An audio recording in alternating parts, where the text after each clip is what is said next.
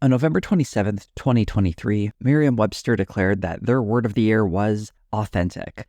If you're like most people, you probably read that headline and went, huh, and then moved on with your life. 2023 wasn't just the year for authentic, it was also the year for the new right-wing darling, Brett Cooper.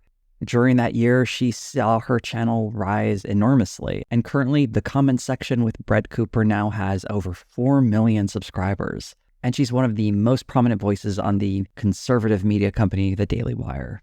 For those that love her, she's the bright-eyed, clever Zoomer who is giving a youthful face to conservative commentary. And her detractors would describe her as a phony cutout regurgitating propaganda while gaming social media. I wanted to dig a little deeper than either of those readings, though, and understand her not just through the videos she creates, but the context she exists in and how it reflects our own desire for authenticity. Although she was born in Bellingham, Washington, Brett Cooper was raised in Chattanooga, Tennessee. Her upbringing included a mix of homeschooling and public education, and she emancipated herself at 15 to avoid being caught in the middle of her parents' divorce. She describes her upbringing as being focused on values, leading to her conservative political position in the present. Those values, particularly from her objectivist mother, with whom she is very close, were directly influenced by Ayn Rand. But I was not raised in a political household by any means. My mom is a student of objectivism. She adopted Ayn Rand's cat after she died. I couldn't find a record of the cat's name, but I hope it was called Feel Ayn Rand. Although it's been speculated that she was indoctrinated by her mother, Brett Cooper pushes back on that idea.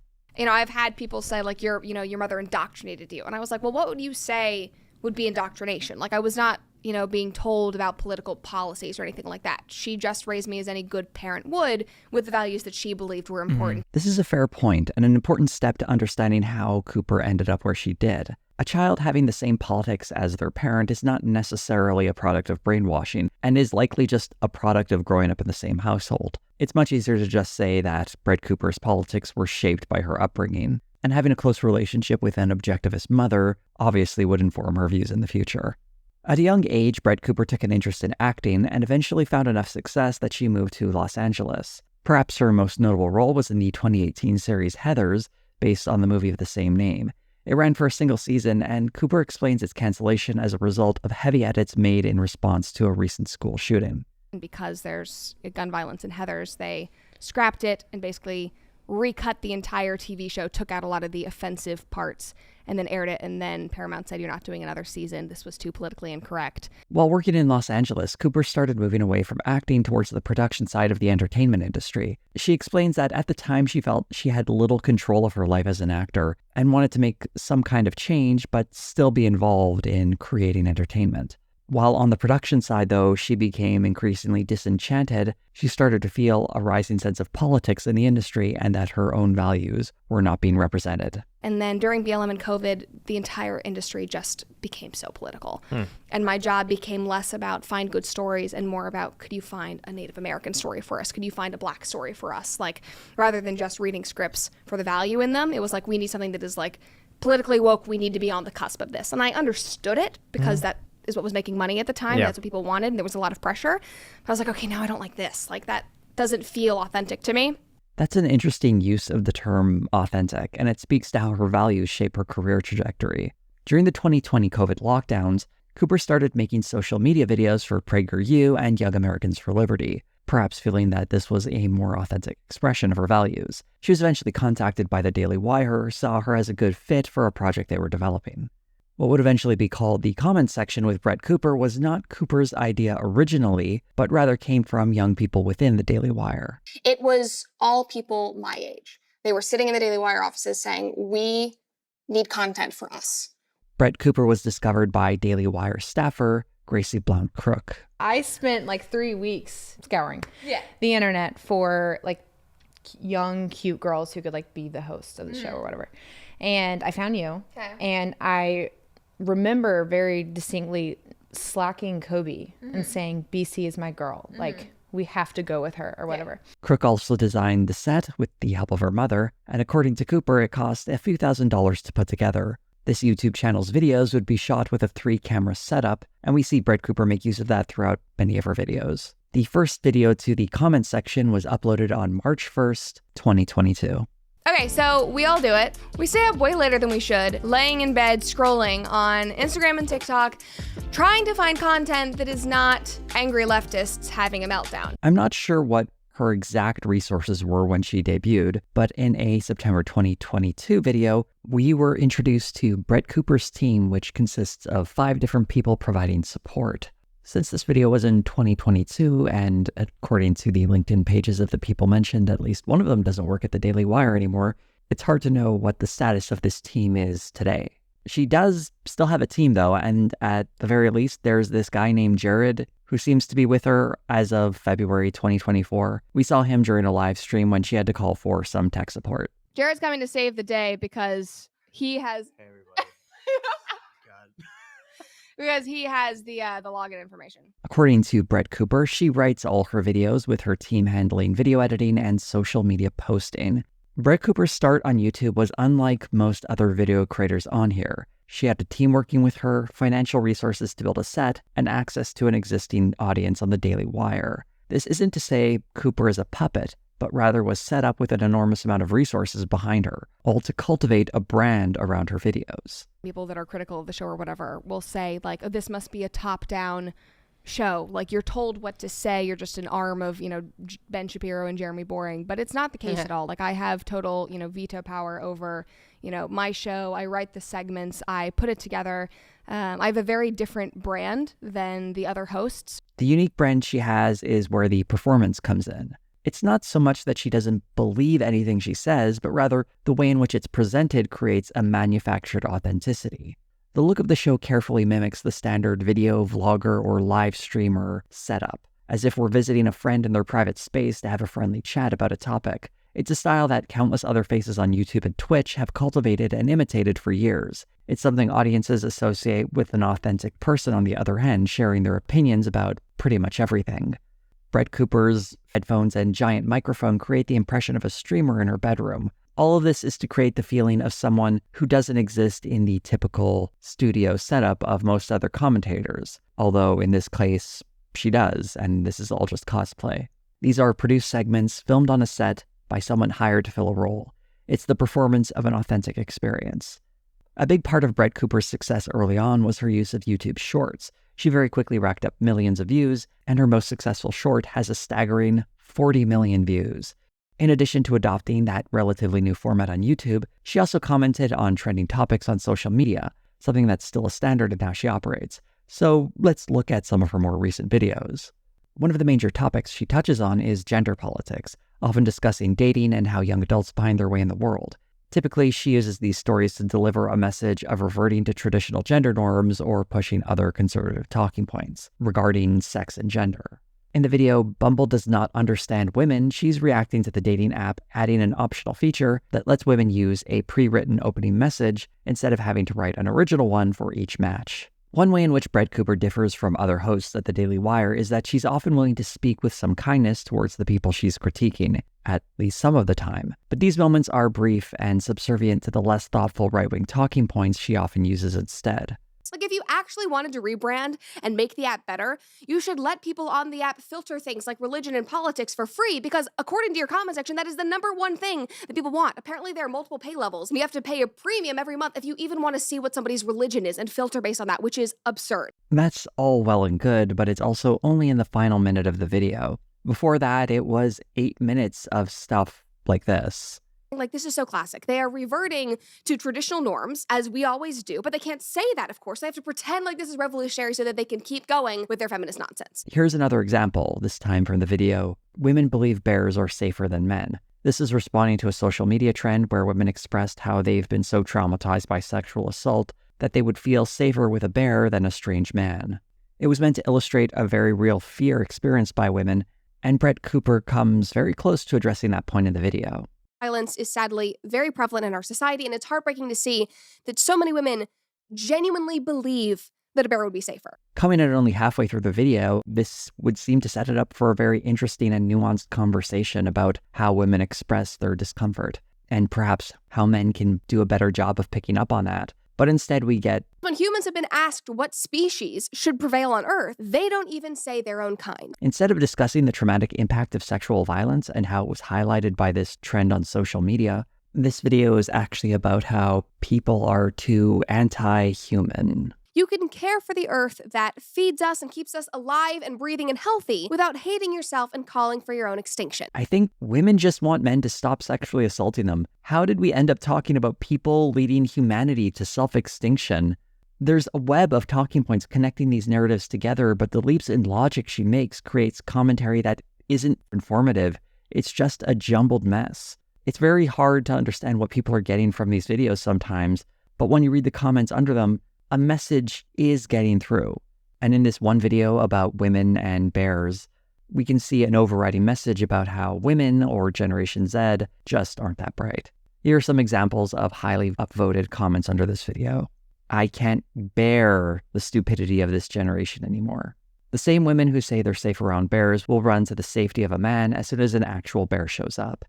If a lady wants to pick a bear to hang out with in the forest over a man, I don't see the issue. She wants to go out in a very unique, terrifying, and excruciatingly painful way and feed the wildlife in the process. Unless it's a bear cub, but the mama bear is probably nearby, so you're probably checking out either way. Oh well, do what you do, boo. Brett Cooper's videos are often designed to badmouth people in her gender and her generation. That's kind of the point of her commentary. Although she doesn't go as hard as some other commentators, it's very much a running theme, and is very consistent with a lot of messaging in the conservative space. In that sense, she is advocating for her ideals in that it lines up with a very specific conservative worldview, apparently unaware or willing to ignore that those ideals happen to dump all over women and Generation Z, often on spurious terms. And since she's joining in on that kind of mockery, she can safely consider herself one of the good ones, even if it means selling out other women and girls who are just like her. The video that best encapsulates what I mean is they took the boy out of Boy Scouts, where we see Brett Cooper upset that the Boy Scouts of America are changing their name to Scouting America. When I was a kid, I desperately wanted to be a Boy Scout. Everything they did sounded so much fun. You know, they would come home for the camping trips. I just desperately wanted to go. But of course, because I was a girl, joining the Boy Scouts was not an option. Obviously, duh. My mom was like, suck it up, babe. There's nothing you can do. There's something really sad about this. A little girl just like Brett Cooper now has an opportunity that she didn't and desperately wanted, and Cooper seems to think this is a bad thing. This will be a simple but very important evolution as we seek to ensure that everyone feels welcome in scouting. Everyone did feel welcome. That's why this is so ridiculous. There was boy and girl scouts. Everyone felt welcome, except literally her, who was not allowed to do the cool stuff Boy Scouts did because she was a girl and the Girl Scouts didn't offer the same activities. It seems needlessly harsh telling other little girls to suck it up when the very easy solution of letting girls join the Scouts has existed for several years now. The principle supposedly being argued for here is that boys and girls need spaces exclusive to one another. Male camaraderie and community is vital.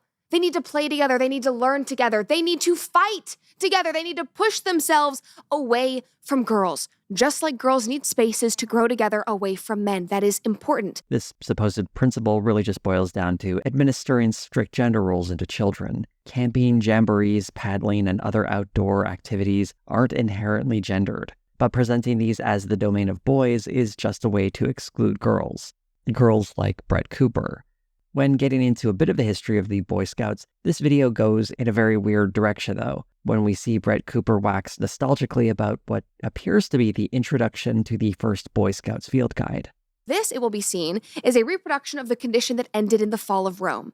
In her days of growth, every man was a soldier. In the end, a few great gladiators were in the arena, to be watched and applauded by the millions who personally knew nothing at all of fighting or heroism. Degeneracy is the word. For anyone familiar with far-right dog whistles, the fall of Rome and the term degeneracy are very big ones. And to hammer it home, she gives us the classic far-right meme. I genuinely do not think that I have seen a better example of that maxim, that hard times create strong men create good times create weak men create hard times, and then again, hard times create strong men. This commentary, especially in regard to Rome, is deeply silly. An article by historian Brett Devereaux provides context when he wrote, Western cultural memory fixes on the Gauls, Vandals, and Huns who broke the Roman frontier, but it is quick to forget the rather long list of non-state peoples broken by the Romans. The Samnites, Cimbri, Teutons, Ambrones, Helvetians, Ubronis, Arveni, Celtiberians, Lusitanians, Pannones, Dalmatae, Catuvillani, Iceni, Marcomanni, Quadi, Iazyges, and all the other hard people crushed under the Romans do not become household names. Most successful large states in history can boast similar butcher's bills. On closer inspection, hard times creating strong men turns out to be a child's version of history, simplistic and unhelpful. The invincible barbarian or insurgent or terrorist was always just a mirage, a trap in strategic thinking. This poor reading of history has been used throughout the years and in recent history by right-wing figures trying to enforce strict gender rules and a more authoritarian style of government that fashioned young men into soldiers rather than simply letting them choose how they wanted to grow up in society. But even worse than misreading history, we also have an example of Brett Cooper navigating gender topics and getting science completely wrong in the video Stop Playing Politics with the Pill, in which she fearmongers about birth control pills. I suggest checking out Dr. Danielle Jones's video response to hear what an actual doctor has to say about this subject. Nothing in that video was helpful or beneficial. It was fearmongering. All of this light and not so light commentary on gender issues is not informed by facts or even decent research. Rather, it's a strict adherence to ideology and finding whatever little bits and pieces of evidence support it. It does raise the question that when she gets lost in a topic, going from talking about bears to the extinction of humanity, or argues against something that seems like she should naturally support, like wanting to let young girls into scouting so they can enjoy all the activities she wanted to do as a child, it raises the very obvious question of, is this how she really feels? Ultimately, it doesn't really matter, though. In some way, shape, or form, she probably does believe what she's saying, but her role in all this and what she truly believes doesn't matter as much as what she's putting out into the world. And that's why the aesthetics become so important. Presenting her as an authentic, genuine person creates the impression that these videos are expressing a form of genuine politics. In the video, "We're Back, Baby," Brett Cooper celebrates various conservative wins within the culture. In this instance, frat boys protecting American flags and diversity, equity, and inclusion programs being scaled back. Now, in the same vein, which is just so epic, we are seeing even more change and resistance across the country, specifically from these frat boys. Other wins include Target not having a pride display this year, and lots of news on social media posts. As Gen Z faces climate change, inflation, and a housing crisis, the conservative vision of winning means getting some dunks on social media. It's hard to imagine someone falling for this, but looking at the numbers, some people clearly do. Here's one comment. "I'm in high school in Tien, and I got a lot of hope when some random kids started handing out American flags to people in the hallway."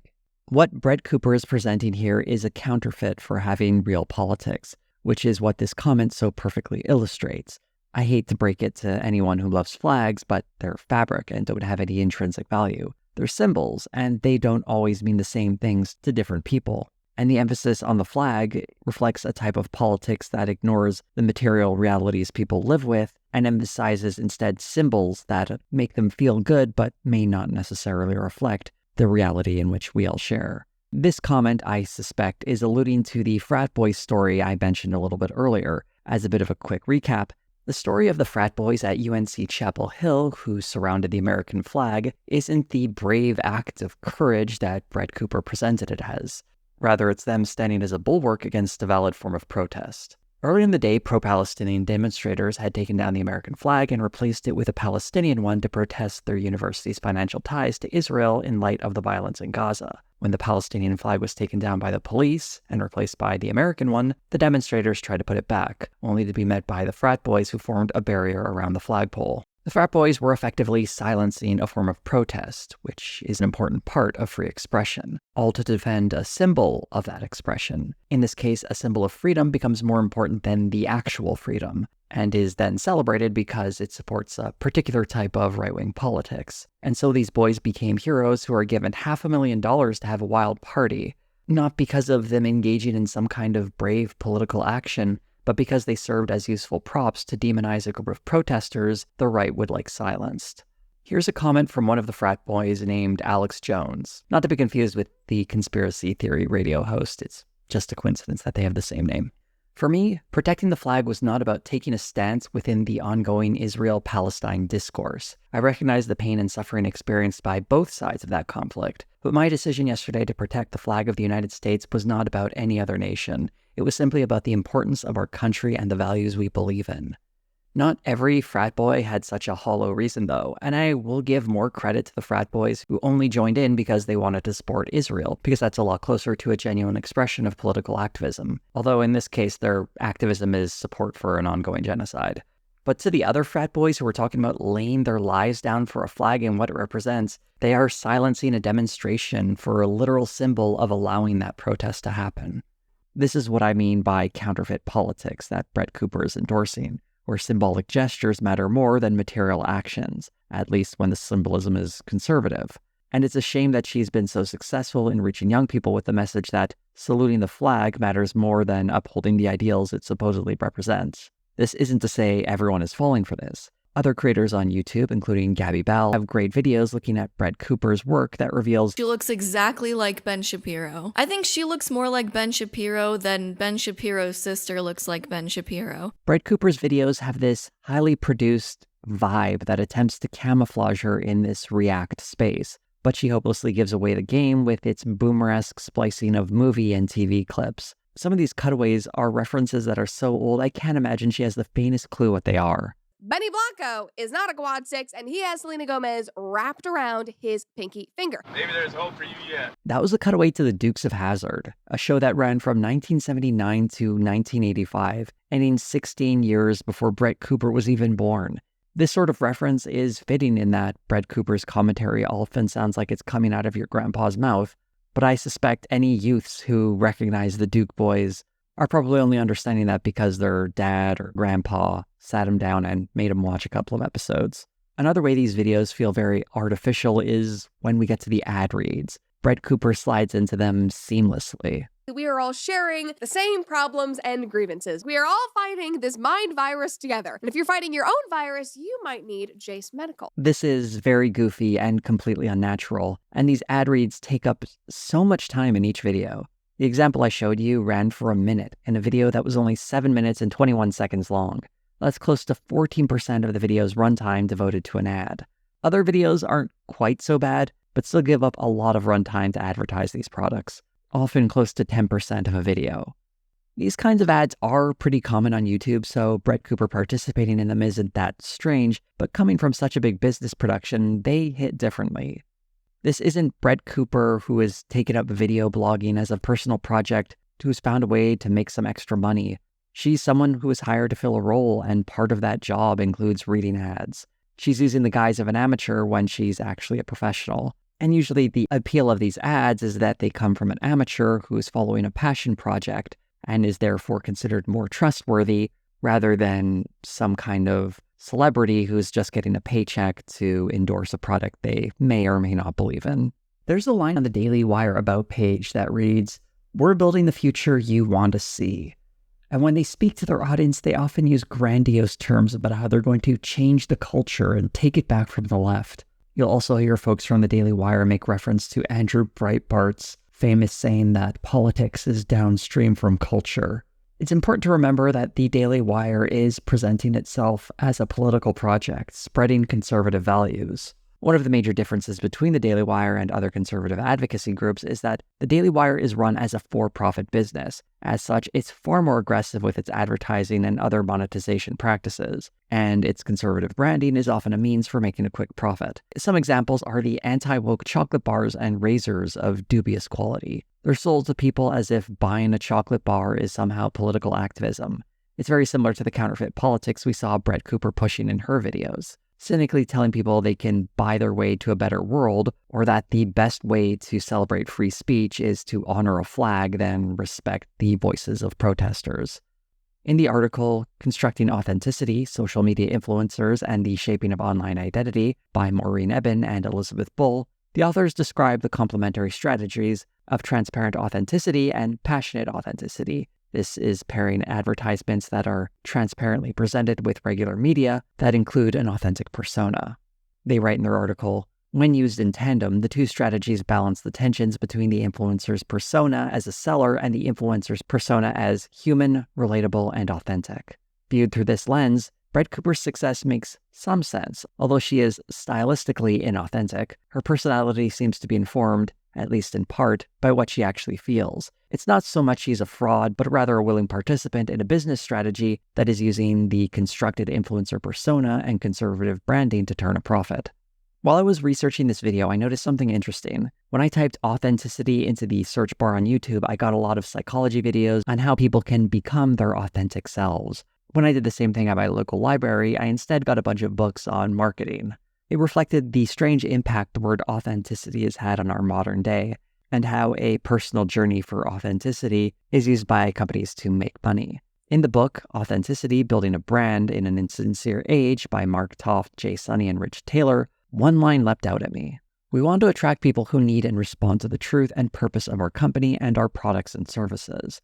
The evolution of that sentence to associate truth and purpose with products and services through the medium of our company is really wild to me. The purpose of any company, at the end of the day, is to make money. This exercise in branding is about associating intangible qualities to these products and services to increase their values in the mind of a consumer.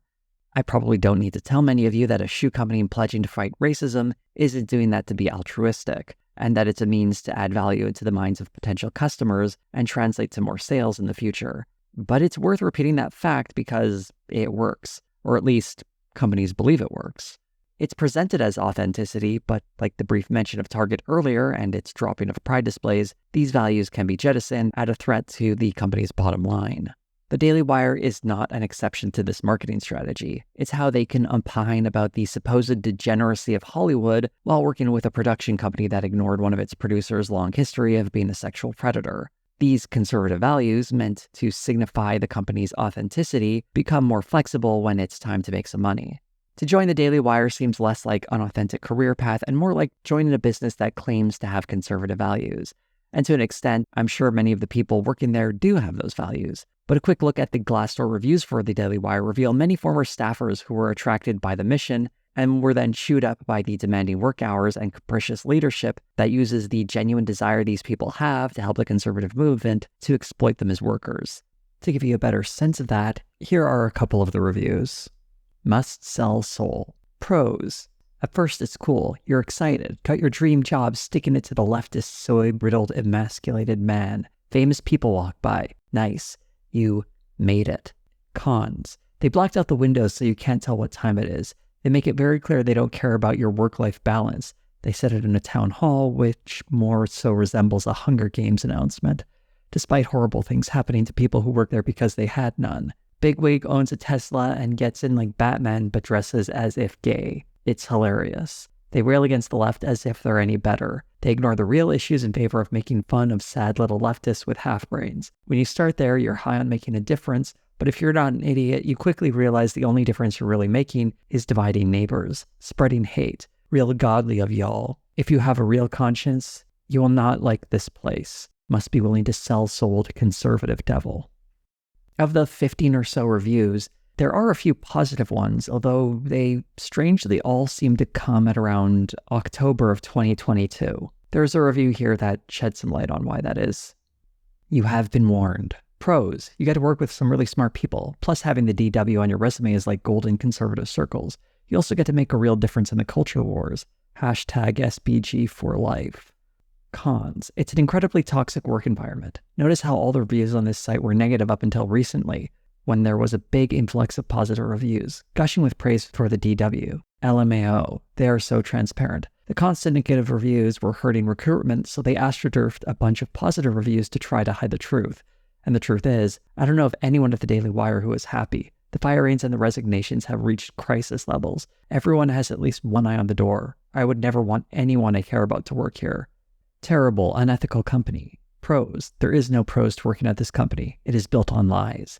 Cons, many cons. The founder of this company is truly a terrible human being and has created an organization based on lies and unethical behavior. The company is so disorganized and has no clear direction or philosophy. Its mission is to spread lies, sadly. There is also a lack of transparency. A company full of narcissists. Advice to management?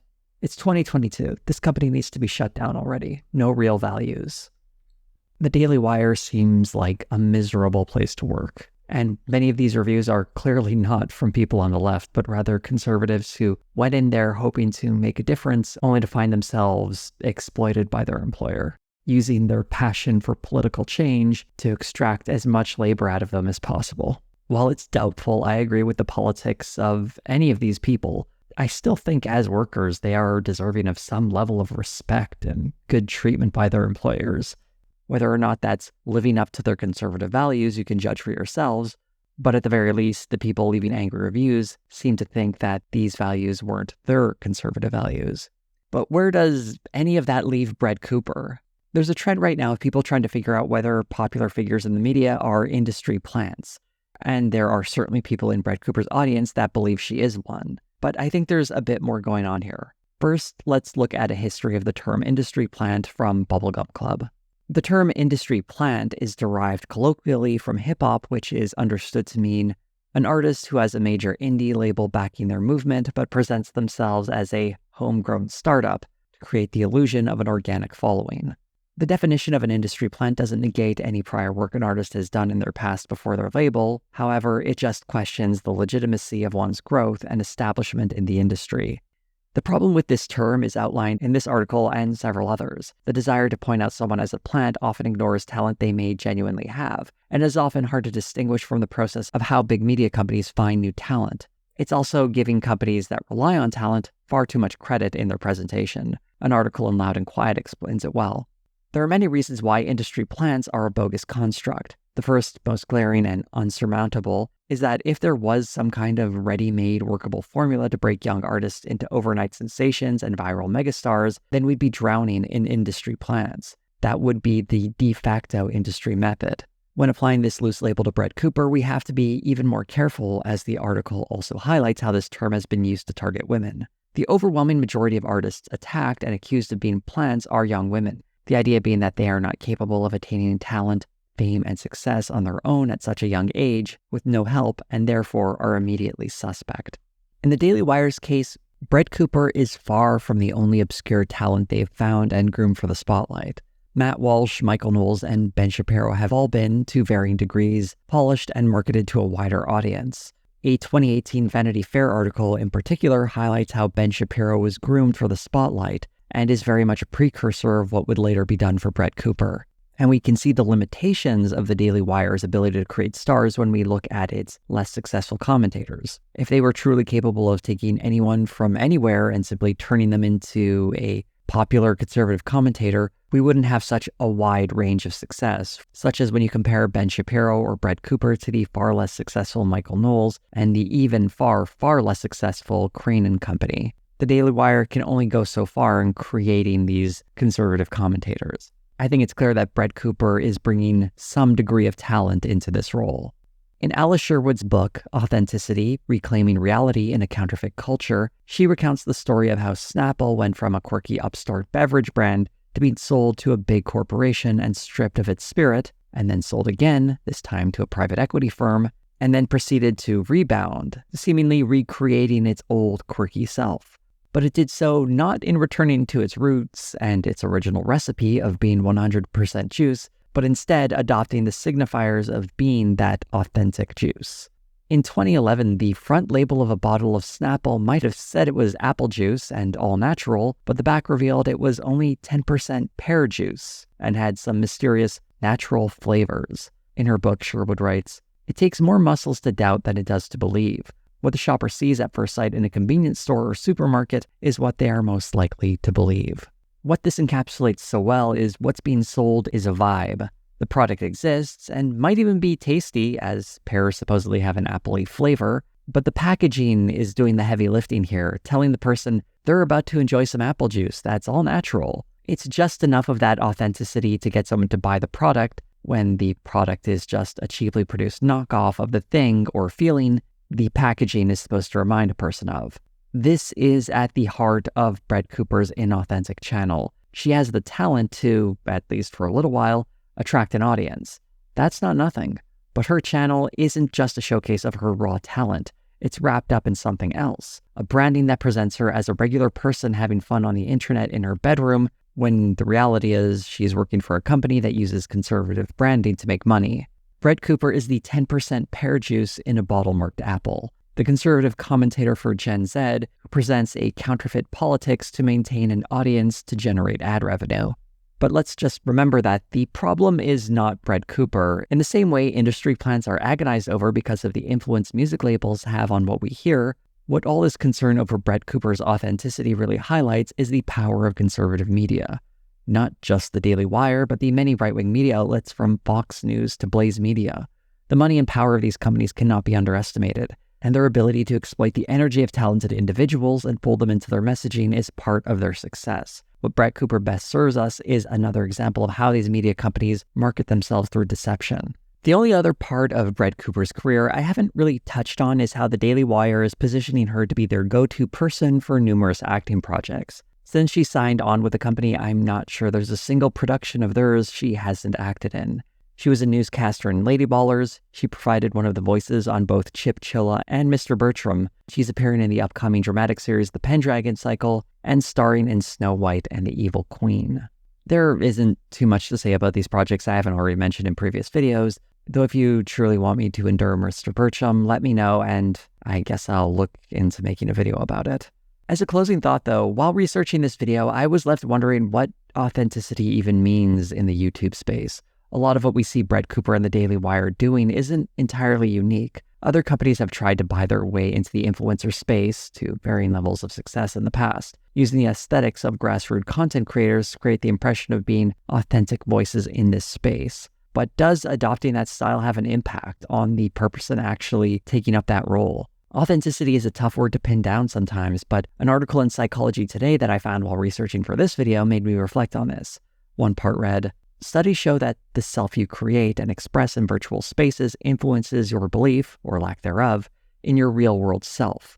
Avatars are not without consequence, so take them, but not yourself, seriously. Identity is an all-the-time, rest-of-your-life process of becoming, and technology is here to stay. Negotiating that intersection can be confusing, and there will probably be missteps, but you need not settle for being a bland avatar. Give yourself permission to be a bold, whole person that you can be proud of, in flesh and pixels alike. When that virtual self is paired with a profit incentive, it seems less authentic to me, and that performance of authenticity impacted by that profit incentive has an impact on the performer as well. We become the people we pretend to be, after all. It's something I've felt in myself too. While operating this channel, I've learned so much about other people and their circumstances, and I've felt myself become more empathetic to causes and perspectives I've never considered. Before starting this channel, I could say it's terrible to lie about someone's murdered loved one for a propaganda video, but I didn't know what that rage felt like until I found Lauren Southern doing just that in her Borderlands movie. And even now, I can still feel that anger lingering in my belly. On the other hand, when I read about how much something as simple as an identity being realized by a character in a sitcom can mean so much for the person it represents, the whole thing carries a greater weight. It's not just a nice thing to have, but an important gesture telling someone that they too get to be part of popular culture. There's also the darker side though, as the negativity that swirls around topics and figures urges me to be harsher and less understanding towards them. Or competing voices tell me to sell out my convictions with the promise of profits and a false sense of balance. There are so many pressures urging creators in directions they never imagined for themselves when they start this YouTube journey. Not all of them bad, but not all of them good either. And I'm sure it's incredibly difficult for anyone trying to figure out just how to navigate this space without losing something important in yourself. There are a lot of phonies and fakes in this political commentary space on the right and the left. And I'm not entirely convinced that Brett Cooper is one of them, at least not yet. When watching her videos, she'll often have like a line or two where she reflects a kind of kindness and sympathy towards the subject she's discussing. There doesn't seem to be that level of cruelty or harshness you see from someone like Matt Walsh or Ben Shapiro or Steven Crowder or Tim Pool or many of the other commentators who have been doing this for far longer than she has. This, I think, is one of the long-standing impacts of doing this work. Adopting that harsher messaging is, I think, part of how this platform changes you. It hardens you and calcifies your opinions and it dehumanizes the other side so much that it becomes so much easier to use the most hyperbolic language in describing them. And it's a shame to see someone who's only 22 years old falling into that same trap. Maybe it's simply too late for her and she'll keep producing these terrible videos, getting increasingly harsh and mean and hardened by this space. And that will be her new authentic self. Perhaps the one lesson for at least me or any other YouTube creator to take from this whole video is to not let this website turn us into what it has turned so many other people into. One thing I think Brett Cooper really represents is a growing trend in conservative media spaces when it comes to presenting these stories, relying far more on vague feelings and vibes and the barest minimum of evidence to support a claim. It makes it boring for me when there isn't interesting rabbit holes to dive in or research projects to undertake, because what is there to say to someone who is just flatly stating their opinion and not really backing it up with anything more than some empty rhetoric and poor reasoning? But even so, I hope this digression into authenticity and how that's reflected in creators in this space was in some way helpful to you and was interesting, and perhaps you'd like to see me get a little more experimental in my future videos, and you can do that by pledging your support through my Patreon, like the lovely names you see coming up the screen here. You can also join them by becoming a member on YouTube. If you'd like to support the video in a non-monetary fashion, you can like, comment, subscribe, hit the bell for notifications, share this video on social media, and just keep on being wonderful. Thank you all so much for watching.